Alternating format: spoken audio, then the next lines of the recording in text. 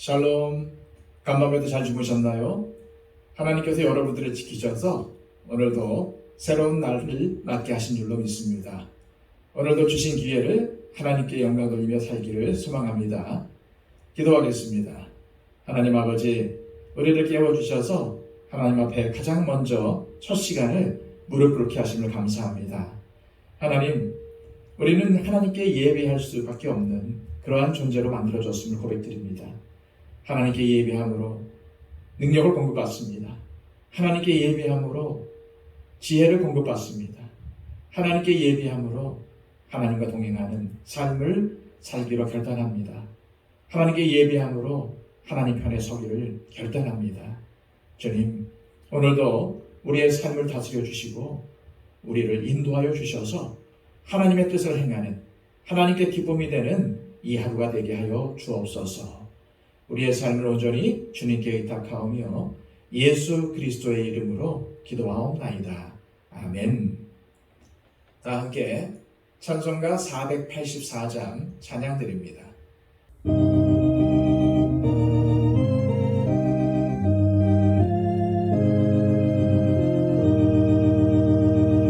내 맘에 주여 소망 되소서. 주 없이 모든 일 헛되어라. 밤에나 낮에나 주님 생각, 잘 때나 깰 때 함께 하소서. 지혜의 주여 말씀으로서 언제나 내 안에 계십소서. 주는 내 아버지 나를 아들, 주 안에 내가 늘 함께하네. 세상의 영광 난 보여도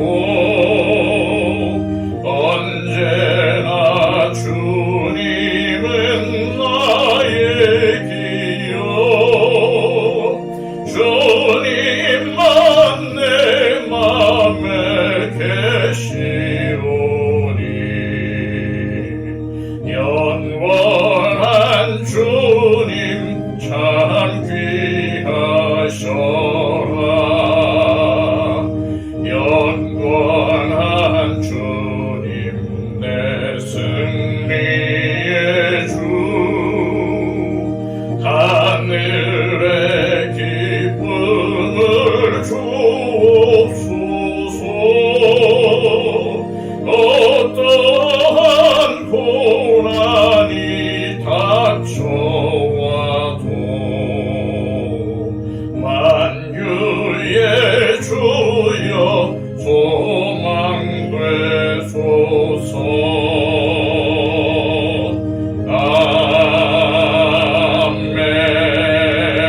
아멘. 이 시간 우리에게 주시는 하나님의 귀한 말씀은 구약성경 사사기 21장 13절에서 25절까지의 말씀입니다. 구약성경 400쪽입니다. 온 회중이 림몬 바위에 있는 베냐민 자손에게 사람을 보내어 평화를 공포하게 하였더니 그때에 베냐민이 돌아온지라. 이에 이스라엘 사람이 야베스 길란 여자들 중에서 살려둔 여자들을 그들에게 주었으나 아직도 부족하므로 백성들이 베냐민을 위하여 뉘우쳤으니 이는 여호와께서 이스라엘 지파 중에 한 지파가 빠지게 하셨음이었더라. 회중의 장로들이 이르되 베냐민의 여인이 다 멸절되었으니 이제 그 남은 자들에게 어떻게 하여야 아내를 얻게 할까 하고, 또 이르되 베냐민 중 도망하여 살아남은 자에게 마땅히 기업이 있어야 하리니 그리하면 이스라엘 중에 한 지파가 사라짐이 없으리라. 그러나 우리가 우리의 딸을 그들의 아내로 주지 못하리니 이는 이스라엘 자손이 맹세하여 이르기를 딸을 베냐민에게 아내로 주는 자는 저주를 받으리라 하였음이로다 하니라. 또 이르되 보라 베델 북쪽 르보나 남쪽 베델에서 세게모로 올라가는 큰 길 동쪽 실로에 매년 여호와의 명절이 있도다 하고 베냐민 자손에게 명령하여 이르되 가서 포도원에 숨어 보다가 실로의 여자들이 춤을 추러 나오거든 너희는 포도원에서 나와서 실로의 딸 중에서 각각 하나를 붙들어 가지고 자기의 아내로 삼아 베냐민 땅으로 돌아가라. 만일 그들의 아버지나 형제가 와서 우리에게 시비하면 우리가 그에게 말하기를 청하건대 너희는 우리에게 은혜를 베풀어 그들을 우리에게 줄지니라. 이는 우리가 전쟁할 때에 각 사람을 위하여 그의 아내를 얻어주지 못하였고 너희가 자의로 그들에게 준 것이 아니니 너희에게 죄가 없을 것임이니라 하겠노라 하매 베냐민 자손이 그같이 행하여 춤추는 여자들 중에서 자기들의 숫자대로 붙들어 아내를 삼아 자기 기업에 돌아가서 성읍들을 건축하고 거기에 거주하였더라. 그때에 이스라엘 자손이 그곳에서 각기 자기의 집과 자기의 가족에게로 돌아갔으니 곧 각기 그곳에서 나와서 자기의 기업으로 돌아갔더라. 그때에 이스라엘의 왕이 없으므로 사람이 각기 자기의 소견에 옳은 대로 행하였더라. 아멘. 오늘 우리는 사사기의 마지막 말씀을 살펴보고 있습니다. 사사기는 하나님 없이 우리 스스로는 문제를 해결할 수 없다는 것과 하나님을 떠나 자기의 소견에 옳은 대로 살아가는 사람들의 결말은 어떠한지를 잘 보여줍니다. 동족간 전쟁의 패배로 겨우 목숨을 건져 림몬 바위에 숨어있는 베냐민의 남은 자들에게 이스라엘 사람들은 사람을 보내어 평화를 선포하였습니다. 여기서 평화란 상호 간에 어떠한 부채나 원한이 전혀 없는 관계가 회복된 상태를 의미합니다. 이방 민족처럼 여겼던 베냐민 지파를 다시 이스라엘 공동체의 일원으로 받아들이겠다는 의미입니다. 이에 돌아온 베냐민 지파의 회복을 위해 이스라엘 사람들은 야베스 길르앗의 여자들을 베냐민 지파에게 아내로 주었습니다. 그러나 베냐민의 남은 자들은 600명이었고 길르앗 여인들은 400명으로 아직도 200명의 여인들이 부족한 상황이었습니다. 이스라엘 사람들은 이러다간 얼마 가지 않아서 베냐민 지파가 사라질 위기에 처할 것이라고 생각했습니다. 이러한 위기 앞에서 이스라엘 사람들은 자신들의 만행, 즉 베냐민 성읍들을 불태우고 사람들을 죽인 일로 발생한 일이라고 생각하지 않고 오히려 하나님으로 인해 베냐민 지파가 위기에 처하게 되었다고 생각했습니다. 자, 16절에서 18절까지의 말씀입니다. 회중의 장로들이 이르되 베냐민의 여인이 다 멸절되었으니 이제 그 남은 자들에게 어떻게 하여야 아내를 얻게 할까 하고 또 이르되 베냐민 중 도망하여 살아남은 자에게 마땅히 기업이 있어야 하리니 그리하면 이스라엘 중에 한 지파가 사라짐이 없으리라. 그러나 우리가 우리의 딸을 그들의 아내로 주지 못하리니 이는 이스라엘 자손이 맹세하여 이르기를 딸을 베냐민에게 아내로 주는 자는 저주를 받으리라 하였음이로다 하니라. 베냐민 지파의 명맥이 계속 이어져 가기 위해서는 남은 200명에게 아내를 얻어주어야 했습니다. 하지만 이스라엘 사람들은 자신들의 딸을 베냐민에게 아내로 주지 않겠다고 맹세했기에 자신들의 딸은 베냐민 사람들에게 줄 수 없다고 이야기를 하고 있습니다. 그렇기 때문에 베냐민의 남은 자들에게 아내를 주기 위해 야베스 길르앗을 공격했던 것처럼 이제는 베냐민의 남은 200명에게 아내를 주기 위해 새로운 방법을 찾아야 했지만 그들은 하나님께 여쭙지 않고 또 자기들의 소견에 옳은 대로 행합니다. 19절에서 21절까지의 말씀입니다. 또 이르되 베델 북쪽 르보나 남쪽 베델에서 세게모로 올라가는 큰 길 동쪽 실로에 매년 여호와의 명절이 있도다 하고 베냐민 자손에게 명령하여 이르되 가서 포도원에 숨어 보다가 실로의 여자들이 춤을 추러 나오거든 너희는 포도원에서 나와서 실로의 딸 중에서 각각 하나를 붙들어 가지고 자기의 아내로 삼아 베냐민 땅으로 돌아가라.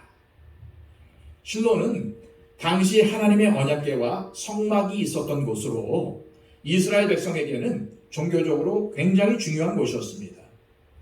따라서 그곳에는 매년 춤을 추며 하나님의 은혜를 기념하는 여호와의 명절이 있었습니다.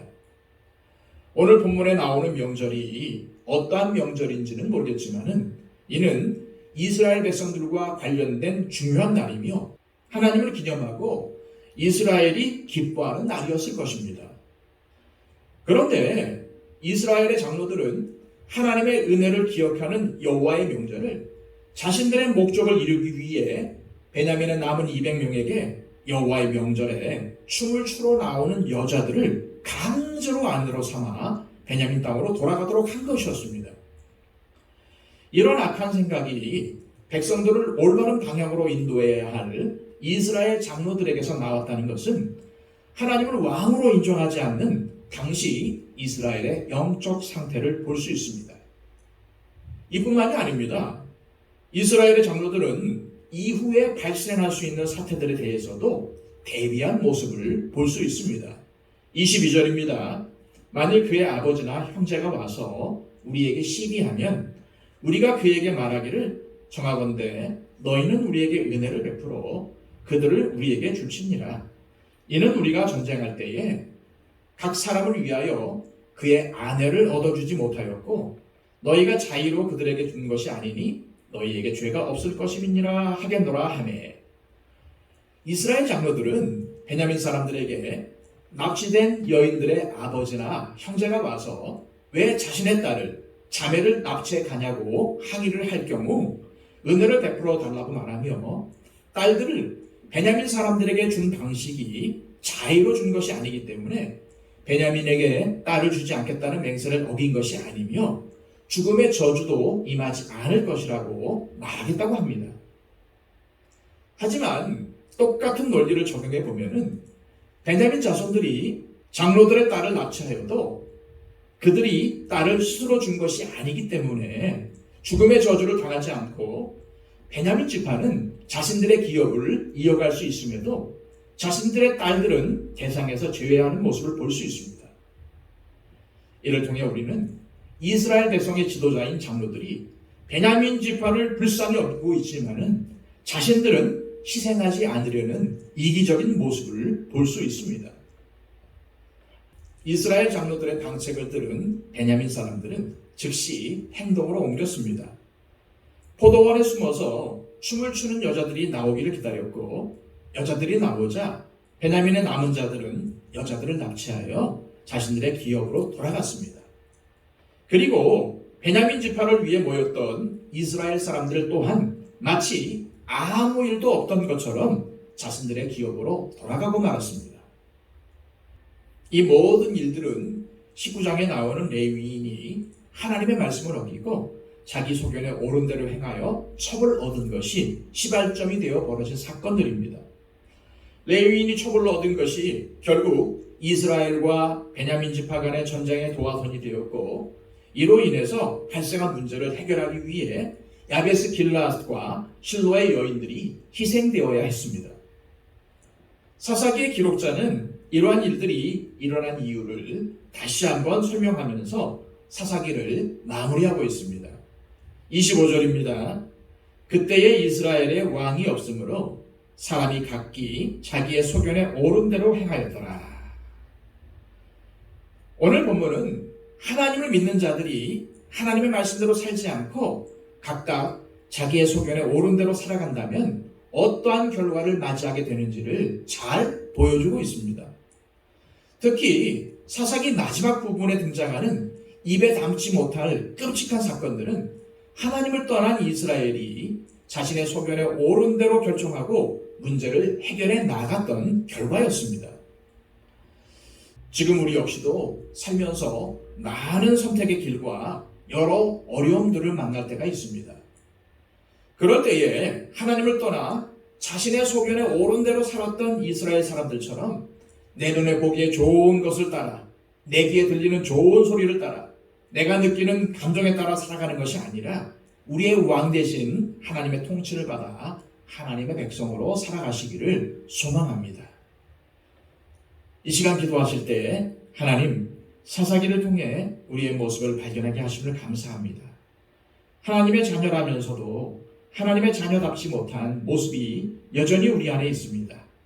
우리의 연약한 모습을 불쌍히 여겨주시고 이제는 나의 지혜와 눈과 귀를 통해 잘못된 결정을 하지 않게 하시고 날마다 주님과 동행하며 삶의 자리에서 하나님의 뜻을 세우고 순종하는 복된 삶을 살게 하옵소서 기도하시기를 바랍니다. 그리고 우리의 중보가 필요한 모든 분들을 위해서 기도해 주시기를 바랍니다. 기도하겠습니다.